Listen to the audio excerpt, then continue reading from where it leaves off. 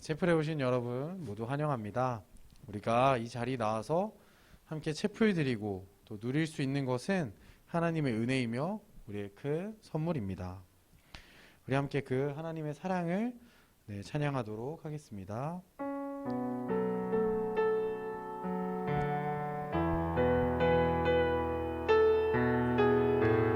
주 사랑으로 주 사랑으로 오셨네.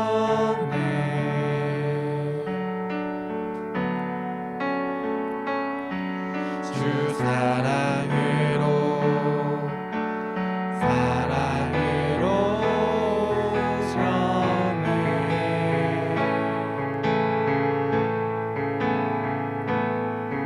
온 주님 가장 낮은 자를 위해 주 사랑으로 오셨네. 주 평강으로 오셨네. 주 평강으로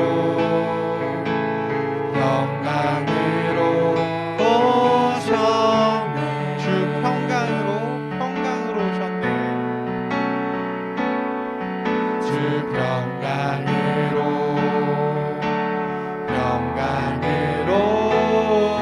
오셨네.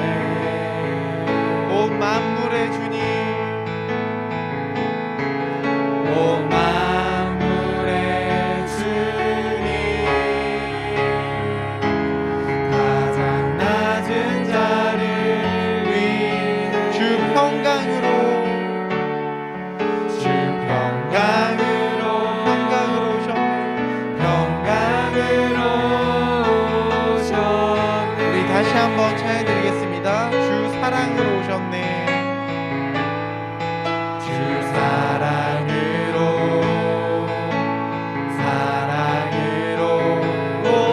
오셨네.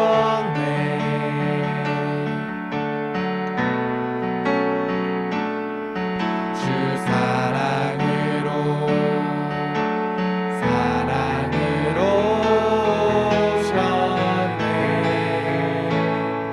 온 만물의 주님, 온 만물의 주님 가장 낮은 자를 위해 주 사랑으로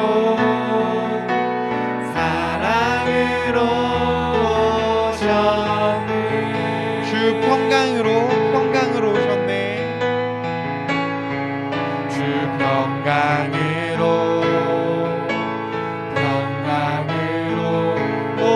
오셨네.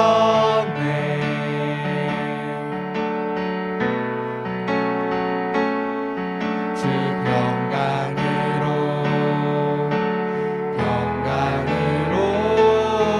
오셨네. 온 만물의 주님, 온 만물의 주님 가장 낮은 자를 위해 주 평강으로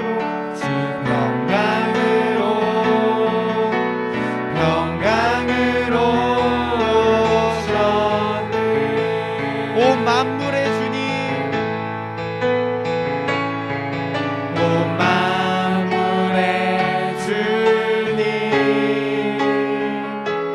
가장 낮은 자를 위해 주 사랑으로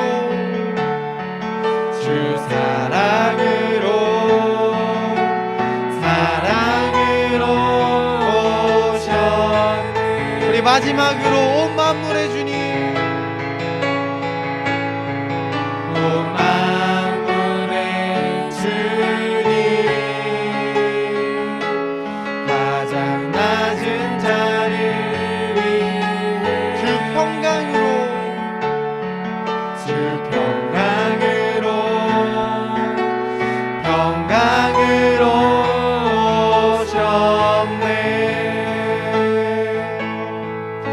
우리에게 사랑과 평강을 주신 하나님께 우리 영광의 박수 올리겠습니다.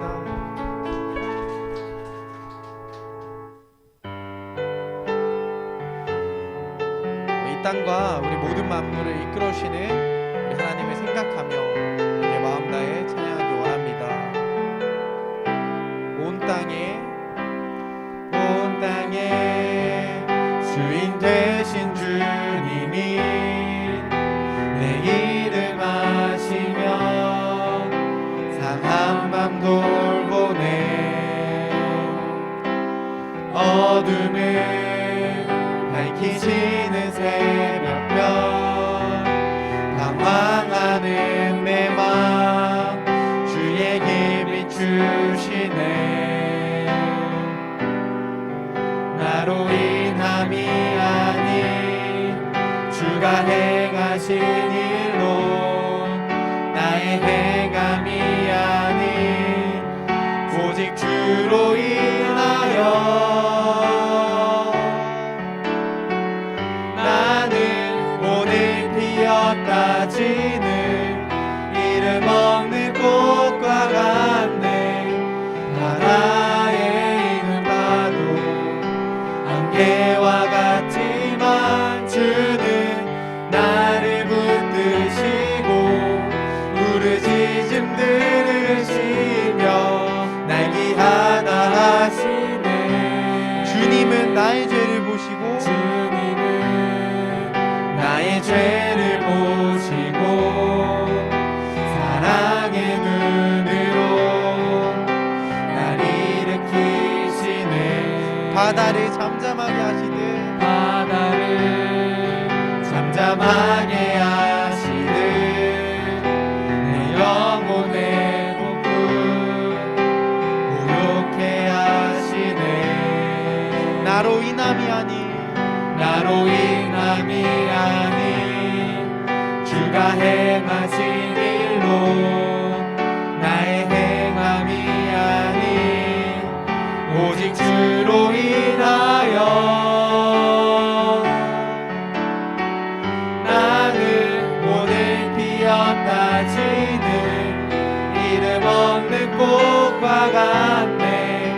바다에 있는 파도 안개와 같지만 주는 나를 붙드시고 부르짖음 들으시며 날 귀하다 하시네. 나는 오늘 피었다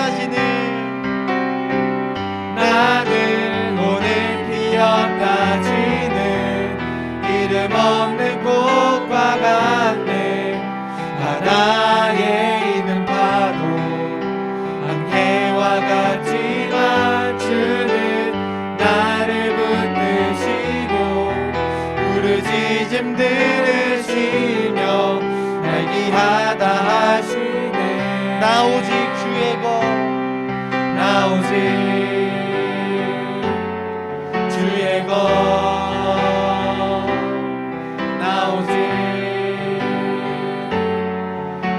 것 우리 한 번 더 고백하겠습니다. 나 오직 주의 것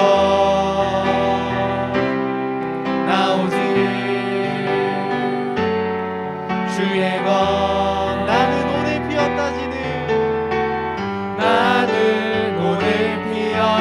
지는 이름 없는 꽃과 같네. 바다에 있는 파도 안개와 같지만 주는 나를 붙드시고 부르짖음 들으시며 날 귀하다 하시네. 우리 마지막으로 한 번 더. 나는 오늘 피었다 지는 이름 없는 꽃과 같네. 바다에 있는 파도 안개와 같지만 주는 나를 붙드시고 부르짖음 들으시며 날 귀하다 하시네. 여호와 우리 주여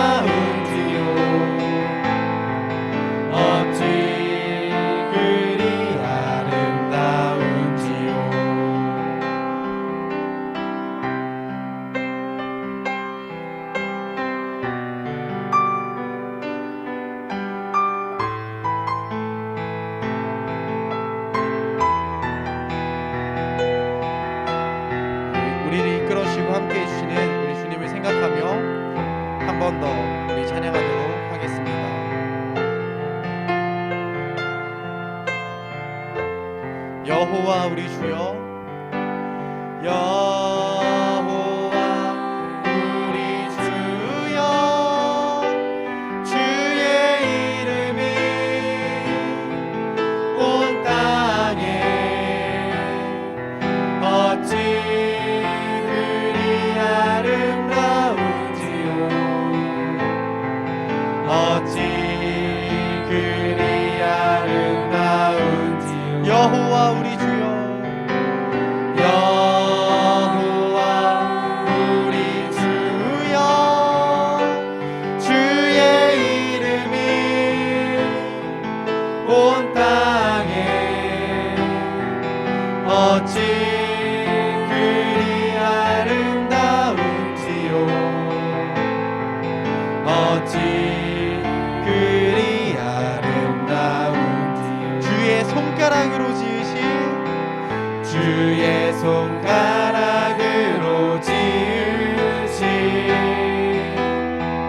주의 하늘과 주가 베풀어 주신 달과 별, 내가 보니 사람이 무엇이건대, 사람이 무엇이건대 주께서 저를 생각하시며 인자가 무엇이건대 저를 권고하시나이까. 여호와 우리 주여, 여호와 우리 주여, 주의 이름이 온 땅에 어찌 그리 아름다운지요, 어찌 그리 아름다운지요. 우리 함께 기도함으로 말씀의 예배에 더 나아가도록 하겠습니다. 첫 번째 기도할 것은 우리 모든 땅의 주인이신 하나님이 우리 이 자리 가운데 불러주셨는데, 우리의 다른 마음, 다른 생각으로 이 예배 가운데 있는 것이 아니라 오직 하나님이 주시는 말씀과 그 은혜에 집중하여 이 예배 가운데 있겠다고 우리가 고백하는 기도를 함께 하도록 하겠습니다. 함께 기도하겠습니다.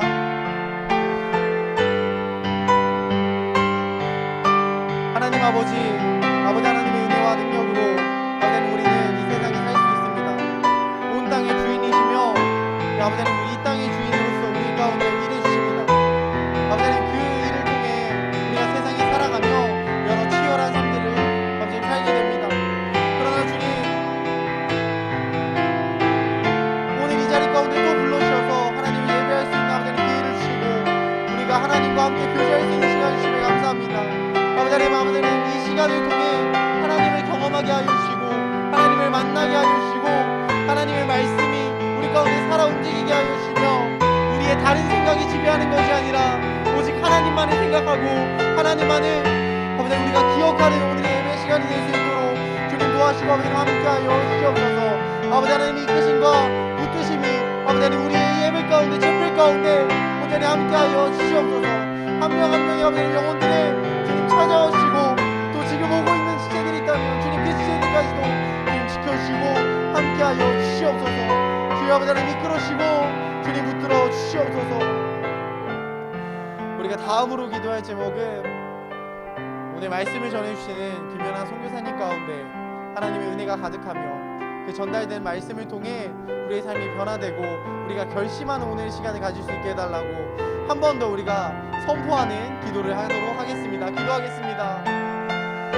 하나님 아버지 오늘도 말씀에 아버지님 그 자리 가운데 세워주신 김연아 선교사님 하나님의 능력과 은혜가 아버지님 말씀이 아버지님 일하심이 아버지님 우리 가운데 더 드러나게 하여 주시고 아버지님께서 우리에게 주시는 그 말씀이 아버지님 우리 가운데 마음 가운데 막혀있는 그 담들이 무너지는 아버지님 힘이 있게 하여 주시며 주님의 능력과 은혜가 아버지 우리 삶 가운데 온전히 드러나게 하여 주시옵소서. 아버지 하나님을 위해 아버지 우리가 더욱 아버지 무릎 꿇고 나아가게 하여 주시며 다른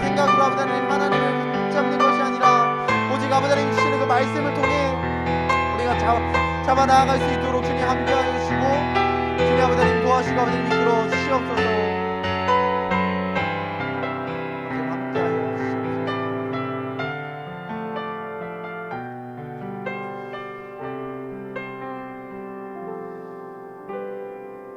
사랑이 많으신 아버지 하나님, 오늘도 이 예배 자리 가운데 불러주셔서 하나님을 경험할 수 있고 하나님께 예배드릴 수 있는 시간 주심에 감사합니다. 우리의 온 마음 다해 하나님께 예배드릴 때 하나님 주시는 그 말씀을 받고 우리의 삶이 변화되는 아버지의 은혜가 있게 하여 주시며 우리가 다른 생각으로 예배 시간에 집중하는 것이 아니라 정말 하나님만을 생각하며 예배 시간 가운데 온 마음 다할 수 있도록 하나님 함께 하여 주시옵소서. 언제나 우리와 함께 해주시고 우리를 이끌어주시는 하나님 감사합니다. 예수 그리스도의 이름으로 기도드렸습니다. 아멘.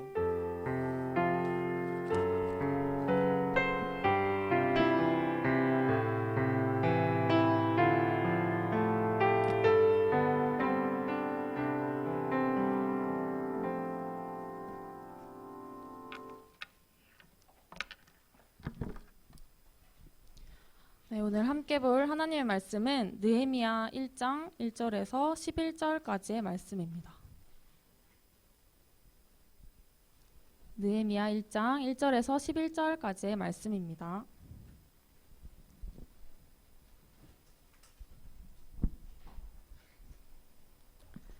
네, 다 찾으셨나요?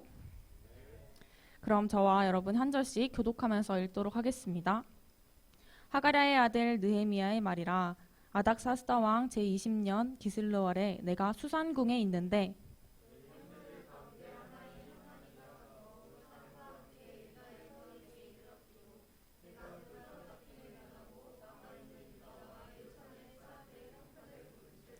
그들이 내게 이르되 사로잡힘을 면하고 남아있는 자들이 그 지방 거기에서 큰 환난을 당하고 능욕을 받으며 예루살렘 성은 허물어지고 성문들은 불탔다 하는지라.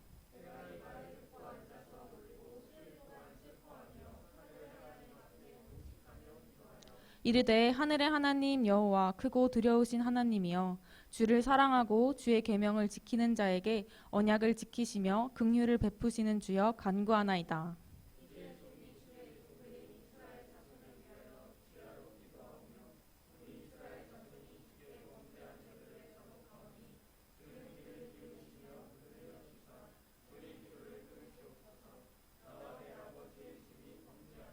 주를 향하여 크게 악을 행하여 주께서 주의 종 모세에게 명령하신 계명과 율례와 규례를 지키지 아니하였나이다.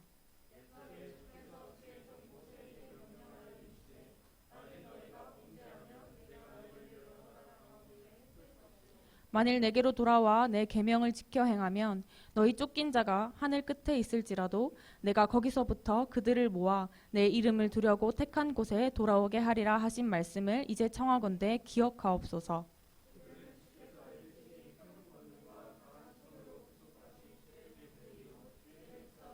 네, 함께 읽겠습니다. 주여 구하오니 귀를 기울이사 종의 기도와 주의 이름을 경외하기를 기뻐하는 종들의 기도를 들으시고 오늘 종이 형통하여 이 사람들 앞에서 은혜를 입게 하옵소서 하였나니 그때 내가 왕의 술 관원이 되었느니라. 아멘. 네, 안녕하세요. 잠시만요.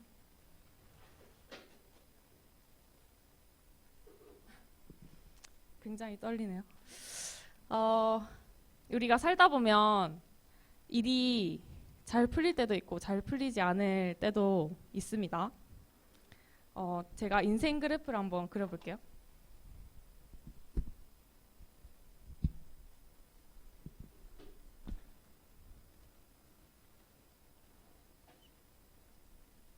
상승하는 곡선이에요. 우리 인생이 항상 이런가요? 혹시 이런 인생 살고 있는 사람 있나요? 네, 아니죠. 우리 인생은 이렇게 된다고 생각해요. 잘 될 때도 있지만 잘 안 될 때도 있어요. 또 우리 인생이 행복할 때도 있지만 잠시 슬플 때도 있는 것 같아요. 개인의 상황뿐만 아니라 공동체에도 마찬가지라고 생각해요. 우리가 살고 있는 나라나 또 교회나 공동체, 이런 공동체들이 부흥하는 때가 있다고 하면 또 쇠퇴하는 때가 있다고 생각합니다. 네, 제가 버벅거려도 이해해 주세요. 또 공동체가 회복해서 건강할 때가 있다고 하면 네, 또 건강하지 못할 때가 있잖아요.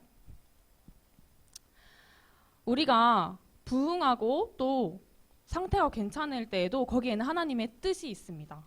반대로 우리가 쇠퇴하고 또 좀 좋지 못한 상황일 때라도 어려울 때라도 거기에는 하나님의 뜻이 있습니다. 잘 될 때에는 이 상황에서 우리가 하나님의 뜻에 맞는 해야 할 일들, 우리가 해야 할 일들을 깨달아야 합니다. 반대로 잘 되지 못할 때, 어려울 때에도 이 상황에 맞는 하나님의 뜻에 맞는 우리가 해야 할 일들을 깨달아야 합니다. 그래야지 내 개인적인 이 삶이 어렵든 어렵지 않든 또 우리 공동체가 어렵든 어렵지 않든 나의 비전이 아니라 하나님의 비전을 가지고 품고 갈 수 있기 때문입니다. 여러분 비전이란 말 많이 들어봤죠? 비전. 영어를 한번 써볼게요. 근데 이거 잘 보이세요? 네. 조금 더 돌려줄까요?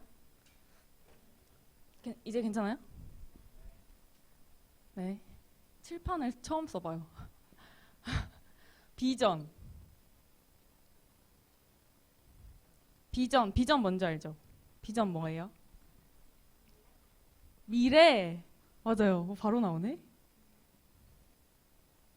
제가 이거 비전 설명하기 위해서 비주얼도 준비했는데.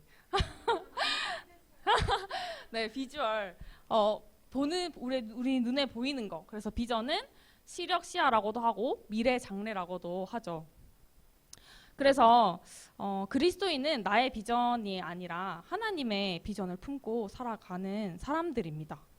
제가 왜 이런 얘기를 하냐면 하나님이 우리를 불러주신 그 자리에서 하나님의 비전을 품고 살아가야 하기 때문입니다. 그래서 이 말을 하기 위해서 제가 이렇게 얘기를 하는 거예요. 느헤미야가 오늘 느헤미야 말씀을 보고 있는데 느헤미야가 세 가지를 봤어요. 뭐냐면 첫 번째는 자신의 민족을 봤어요. 그리고 두 번째는 그 민족의 현 상태를 봤어요. 그리고 마지막으로는 그 민족을 회복시킬 하나님을 봤습니다.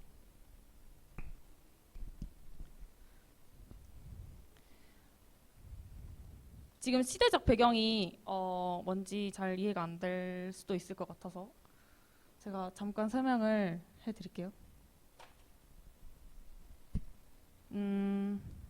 지도가 어떻게 생겼더라? 약간 이렇게 지중해가 있고 여기에 이게 예루살렘이에요. 그리고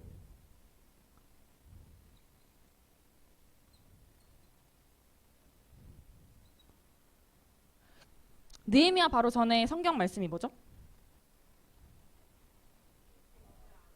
에스라. 그리고 그 다음은요? 에스더예요. 에스더. 에스라, 느헤미야, 에스더가 연속해서 나와요.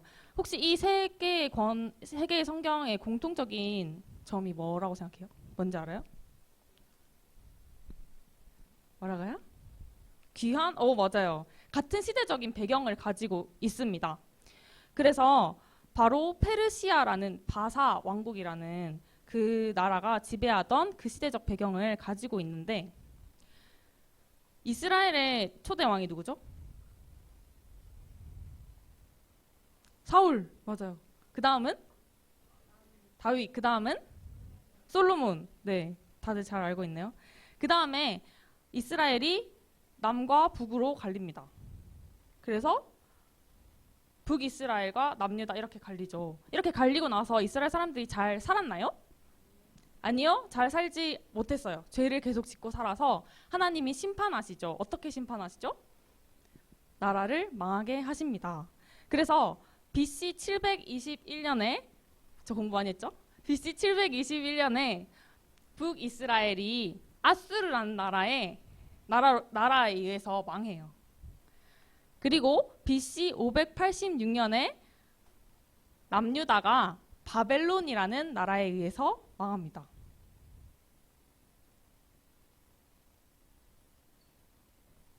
네, 이 남유다 백성들이 바벨론의 포로로 끌려가게 돼요.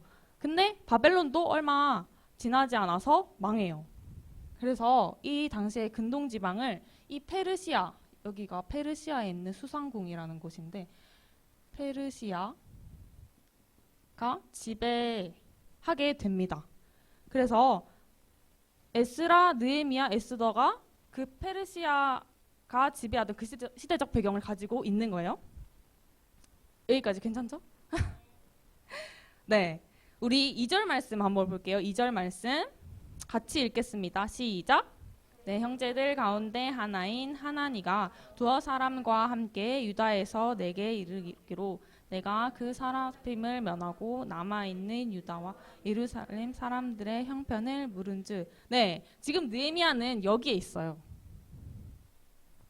수상궁에 있는데 이 수상궁에 있던 느헤미야에게 유다로부터 이 동생 하나니와 또 몇 사람들이 이렇게 찾아와요. 무슨 목적이 있으니까 찾아왔겠죠? 무슨 말을 하려고? 그런데 느헤미야의 행동이 아주 인상 깊었습니다. 2절에서 이렇게 얘기를 하고 있어요. 유다와 예루살렘 사람들의 형편을 물은즉. 누가 물었대요? 느헤미야가. 네, 분명히 그 온 사람의 이 목적이 있어서 온 거잖아요. 근데 느헤미야가 먼저 물어봤어요. 유다와 예루살렘 사람들의 형편을 물어봤습니다. 이런 느헤미야의 행동을 통해서 알 수 있는 것은 느헤미야가 평소에 유다 백성들, 이 예루살렘의 사람들에 대해서 굉장히 관심과 궁금증을 가지고 있다는 것을 알 수가 있죠. 그래서 자기 민족이 어떻게 지내는지, 이 다른 나라에 있으면서도 자기 민족이 어떻게 지내고 있는지 굉장히 관심을 가지고 보고 궁금해하고 있었다는 것을 우리가 알 수 있습니다. 여러분, 우리가 보면은 관심이 가고 궁금한 거를 봐요. 맞죠? 이것이 우리가 비전을 가지게 되는 시작점이라고 생각합니다. 예를 들어서 뭔가 좋아하는 이성이 생겼을 때 관심이 가잖아요. 궁금해하고 계속 보고.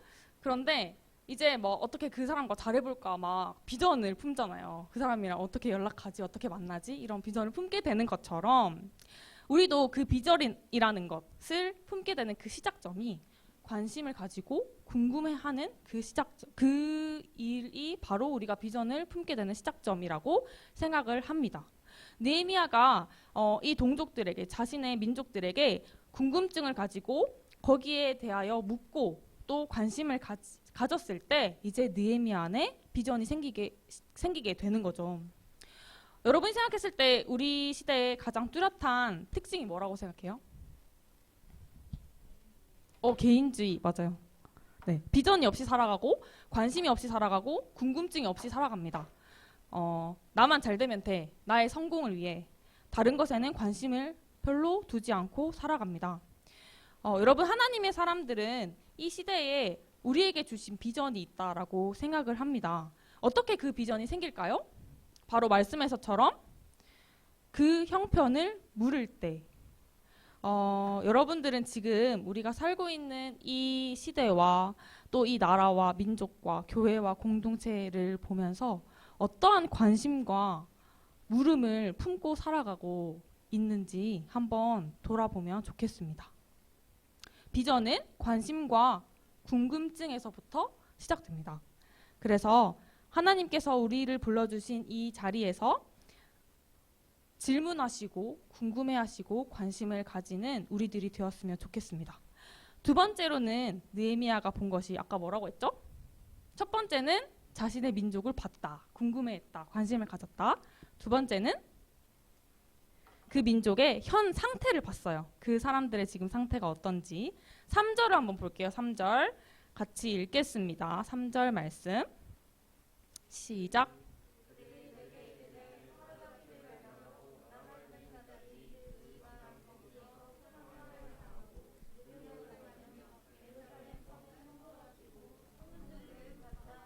네, 뭐라고 하고 있어요? 지금 유다 백성들이 사로잡혀 사로잡힘을 면하고 그 남아있는 사람들이 굉장히 힘든 상황에 있대요. 예루살렘 성은 무너지고 또 성문은 불탔다라고 기록되어 있죠. 그래서 나라가 처참하게 망했다. 거기 있는 사람들이 굉장히 힘들어하고 있고 매일같이 그 주변 나라로부터 괴롭힘을 당하고 있다라는 그 소식을 느헤미야가 들었습니다. 느헤미야가 이 유다 백성들의 어려운 상황을 듣고 어떻게 했는지 한번 봅시다. 4절을 제가 한번 읽어보겠습니다. 내가 이 말을 듣고 앉아서 울고 수일 동안 슬퍼하며 하늘의 하나님 앞에 금식하며 기도하여. 네, 예루살렘의 소식을 들은 느헤미야는 어떻게 하나요? 네, 기도해요. 먼저는 울고 며칠 동안 슬퍼하고 금식하고 기도했대요. 느헤미야가 이 자신의 민족의 이 현 상황을 되게 공감하고 있고 이 공감하는 데서 멈추지 않고 그들을 위해서 금식하면서까지 기도하고 있습니다. 뭐라고 기도하고 있는지 우리 다 같이 볼게요. 6절, 7절, 8절입니다. 시작.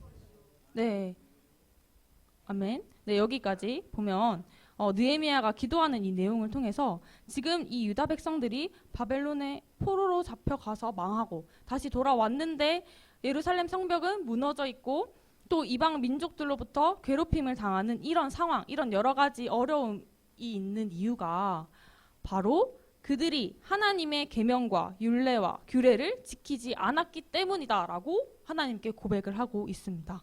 그래서 느헤미야 이 기도를 보면서 자신의 민족의 지금 현 상태의 본질적인 문제를 느헤미야가 보았다라고 생각해요. 겉으로 보기에도 굉장히 망한 모습이었을 거예요.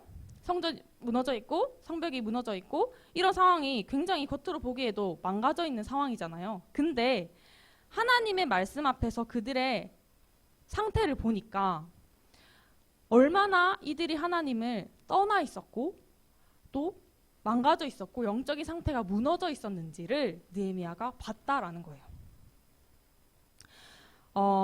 두 번째로는 이 느헤미야가 자신의 민족의 현 상태를 봤다고 했잖아요. 우리가 얼마나 하나님을 떠나 있고 우리가 하나님 앞에서 망가져 있고 영적인 상태가 무너져 있는지 볼 때에 깨달을 때 우리 안에 비전이 생기기 시작합니다. 하나님 말씀 앞에서 우리 삶을 비춰봤을 때 우리가 얼마나 그 말씀과 반대되는 길을 걷고 있는지 또 내가 주인된 삶을 살고 있는지 이것을 궁금해하고 또 질문하고 눈으로 보고 깨달을 때 하나님께서 원하시는 비전이 우리 안에 생기기 시작합니다. 한번 생각해 보세요. 우리들의 지금 상태가 어떤가요? 내 상태든 내 가지원의 상태든 내 셀원들의 상태든 내 교회의 청년부나 또 우리 캠퍼스나 강릉 지구나 이런 모습을 봤을 때 그들이 하나님과 교제하고 있는가? 하나님의 말씀대로 살고 있는가?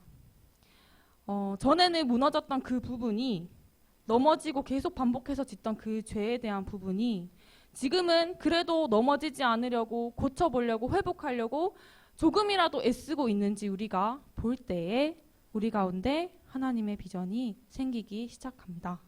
자, 다 함께 이제 9절, 10절 말씀을 함께 읽겠습니다. 9절, 10절 말씀 시작.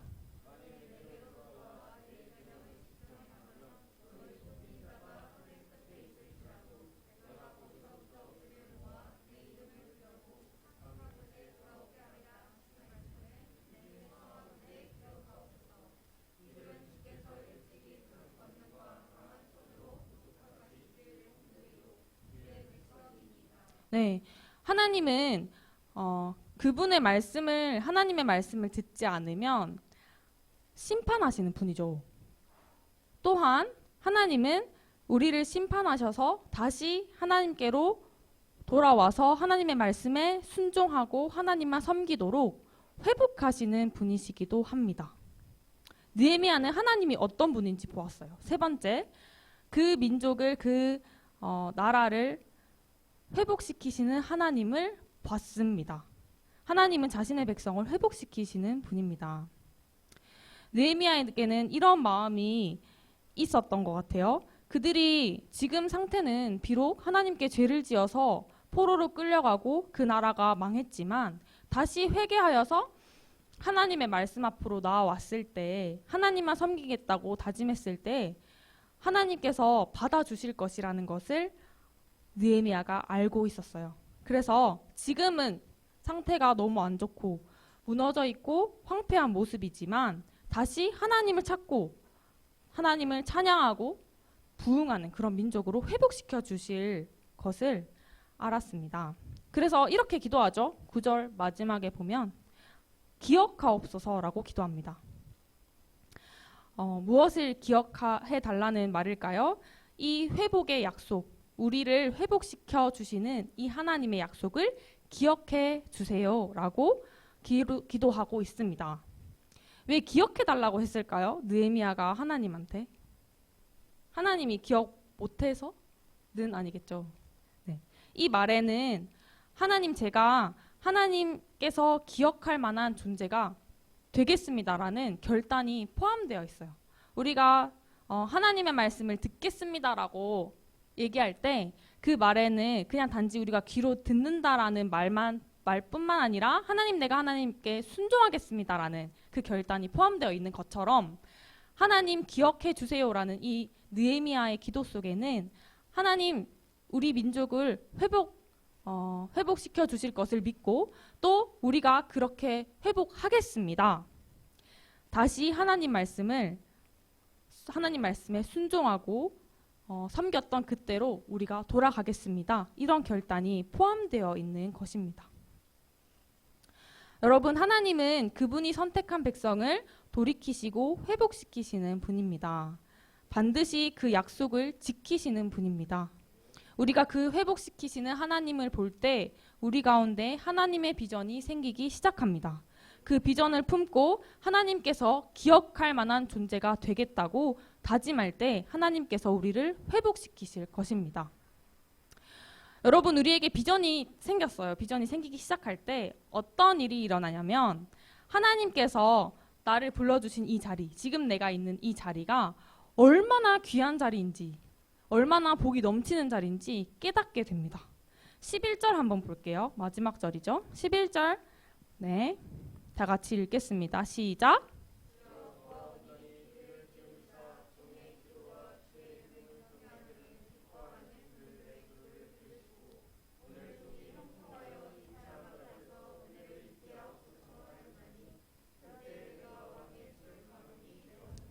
네, 이 사람 앞에서라고 얘기하고 있는데 이 사람이 누굴까요?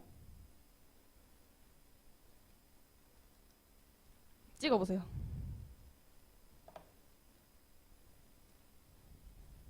병규야, 누구예요? 온 사람들? 네, 이 사람 앞에서라는 이 사람은 바로 페르시아 왕이에요. 당시에 느헤미야가 직업이 뭐였냐면 왕의 술 맡은 관원이었어요. 그래서 이 사람, 이 왕 앞에서 내가 은혜를 입게 해달라라고 기도하는 거죠. 근데 이 말씀을 우리가 이렇게 우리말로 봤을 때에는 그때에 내가 왕의 술 관원이 되었다라고 적혀 있어서 해석해 보면은 느헤미야가 이렇게 기도했어요. 기도하고 나니까 하나님께서 나를 이 자리에 앉혀 주셨다라고 해석할 수 있겠지만 우리가 영어 성경으로 이 말씀을 봤을 때에는 어떻게 기록되어 있냐면 I was라고 되어 있어요. I was. was가 과거형이잖아요. 그래서 이미 이 술 관원이었어요. 느헤미야가. 느헤미야가 이렇게 기도하니까 나중에 하나님께서 이 자리에 앉혀주셨다가 아니라 이미 기도하고 있는 그때에 느헤미야는 이미 왕의 술 관원이었던 거예요. 그래서 느헤미야가 이제 이 자신의 동족의 상태를 알게 됐잖아요. 들었잖아요. 소식을 듣고 또 하나님 회복시키신 하나님을 또 알고 이렇게 기도했을 때 이 비전을 품고 기도하던 그때에 느헤미야가 하나님 앞에 잠시만요.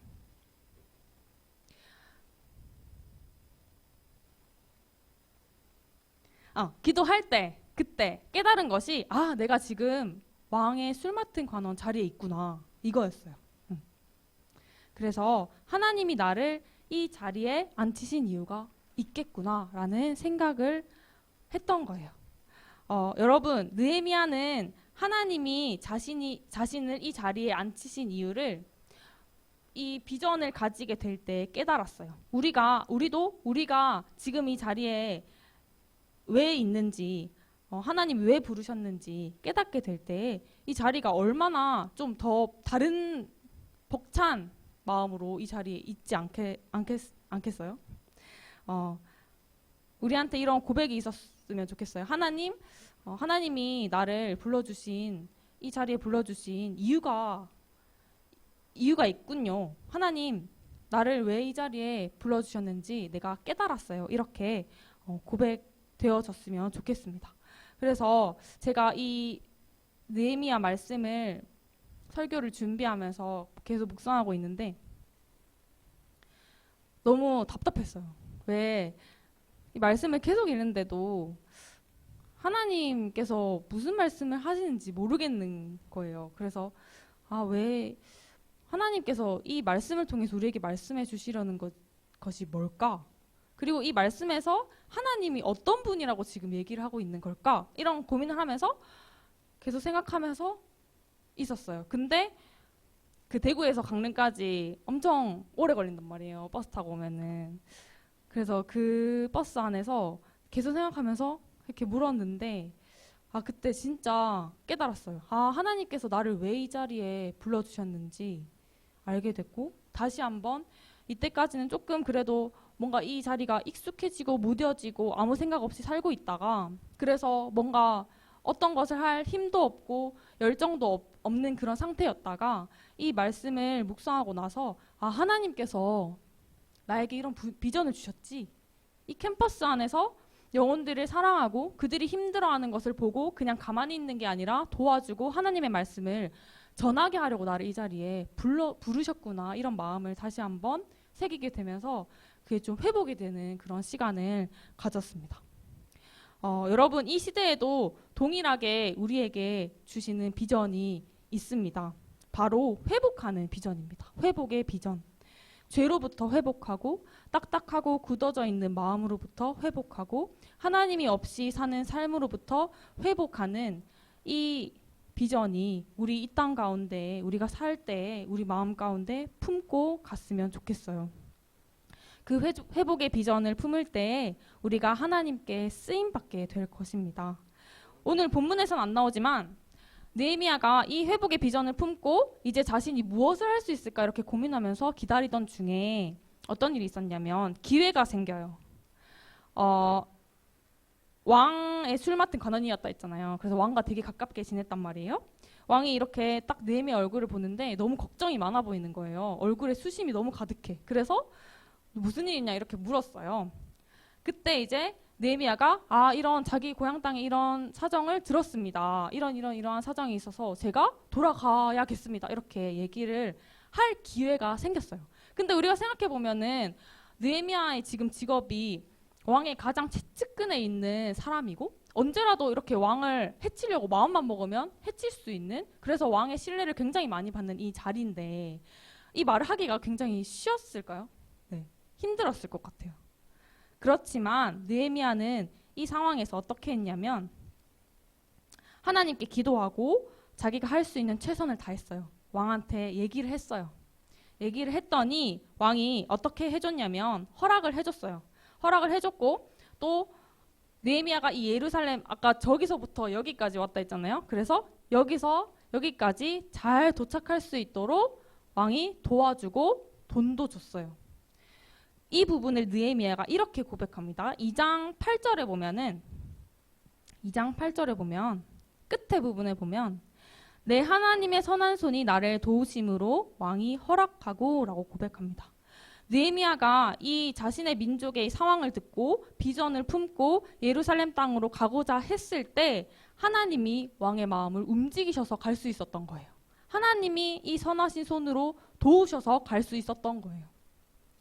하나님의 선한 손이 이 비전을 품은 한 사람 느헤미야를 도우셨습니다.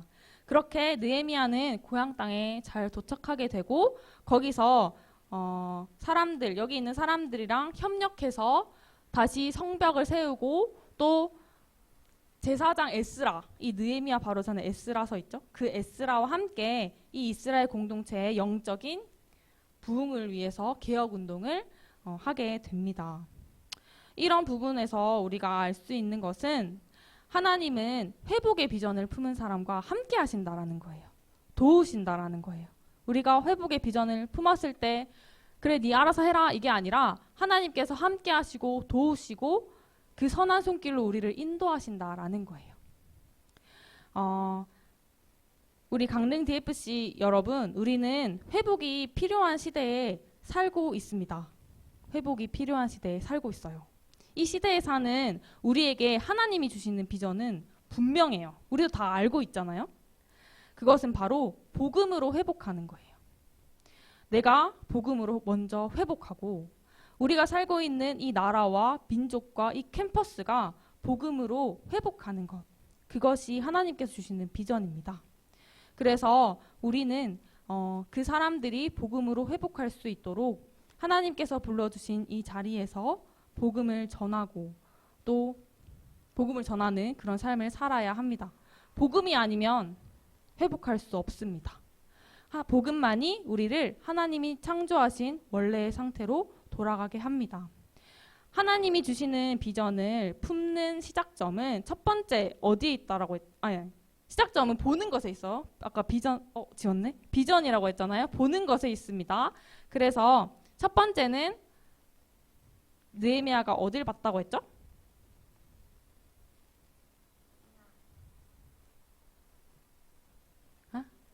네, 자신의 민족을 봤어요. 우리도 주변을 봐야 돼요. 자꾸 거울 보고 나 보지 말고 주변을 봐야 됩니다. 주변에 관심을 가지고 궁금해하고 질문할 때 우리 가운데 비전이 생기기 시작합니다. 두 번째는 느헤미야가 그 민족의 현 상태를 봤던 것처럼 우리도 지금 우리 주변에서 일어나고 있는 현 상태를 알아야겠죠. 봐야 합니다.